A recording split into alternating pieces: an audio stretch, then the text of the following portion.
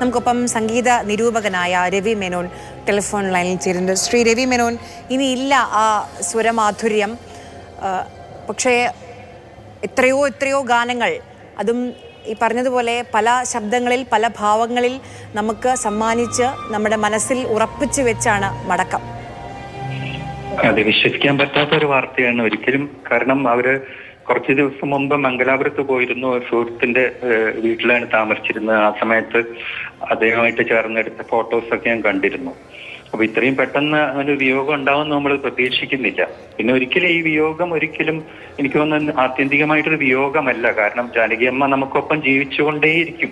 എത്ര മലയാളികൾ ഉള്ളിടത്തോളം കാലം ജീവിച്ചുകൊണ്ടേയിരിക്കുമെന്നാണ് എനിക്ക് തോന്നിയിട്ടുള്ളത്. ഞാൻ അവരോട് ഒരിക്കലും ചോദിച്ചിട്ടുണ്ട്, ഇനിയൊരു ജന്മം ഉണ്ടെങ്കിൽ മലയാളിയായിട്ട് ജനിക്കണമെന്നാണോ ആഗ്രഹം എന്ന് ചോദിച്ചപ്പോൾ അവർ പറഞ്ഞു, അങ്ങനെ ഒരു ആഗ്രഹം എന്തിന്? കാരണം ഞാൻ ഈ ജന്മം തന്നെ മലയാളിയാണ്, ഹൃദയം കൊണ്ട് ഞാൻ മലയാളിയാണ്, നിങ്ങൾക്ക് വേണ്ടിയിട്ടാണ് ഞാൻ ഏറ്റവും മനോഹരമായിട്ട് ഏറ്റവും എൻ്റെ ഹൃദയം നൽകി പാടിയിട്ടുള്ളത്. അതുകൊണ്ട് ഇനിയൊരു ജന്മം ഉണ്ടെങ്കിൽ എന്ന് പറയണ്ട, ഈ ജന്മം തന്നെ ഞാൻ മലയാളിയാണെന്ന് അവർ പറഞ്ഞത് ഓർക്കുകയാണ് ഇപ്പോൾ. ആദ്യത്തെ മലയാളത്തിൽ ആദ്യത്തെ പാട്ട് പാടാൻ വന്നപ്പോഴുള്ള ഒരു പ്രശ്നത്തിനെ കുറിച്ചൊക്കെ വായിച്ചിട്ടുണ്ട്. അന്ന് ഒരു ആരാധിക ഫോണിൽ സംസാരിക്കുമ്പം അവർ മലയാളത്തിൽ സംസാരിക്കും, പിന്നെ അങ്ങനെയാണ് ആ മലയാള ഭാഷ മെച്ചപ്പെടുത്തി വന്നതെന്നൊക്കെ. മലയാള ഭാഷ ഇത്രയും, അതായത് ജന്മം കൊണ്ട് തെലുങ്ക് നാട്ടുകാരി ആണെങ്കിൽ പോലും മലയാളത്തിലെ ലിറിക്സിന്റെ അക്ഷരങ്ങൾ, ഓരോ വാക്കിന്റെയും അർത്ഥം ഉൾക്കൊണ്ടുകൊണ്ടാണ് അവർ പാടുക. മലയാള ഭാഷയിൽ വളരെ അവർക്ക് അറിയാത്ത പദങ്ങളുണ്ടെങ്കിൽ അതിന്റെ അർത്ഥം മനസ്സിലാക്കിയിട്ടാണ് പാടുക.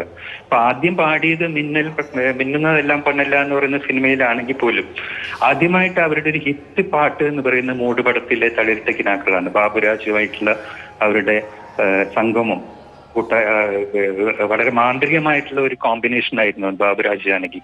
അത് തുടക്കം കുറിക്കുന്നതും മൂടുപടത്തിലാണ്. അതിനുശേഷം ബാബുരാജ് ഉൾപ്പെടെയുള്ള സംഗീത സംവിധായകർക്ക് വേണ്ടി അവർ പാടി തന്നിട്ടുള്ള പാട്ടുകൾ നമുക്കൊരിക്കലും വിശ്വസിക്കാൻ പറ്റില്ല ഒരു മലയാളി അല്ലായിരുന്നു എന്ന്.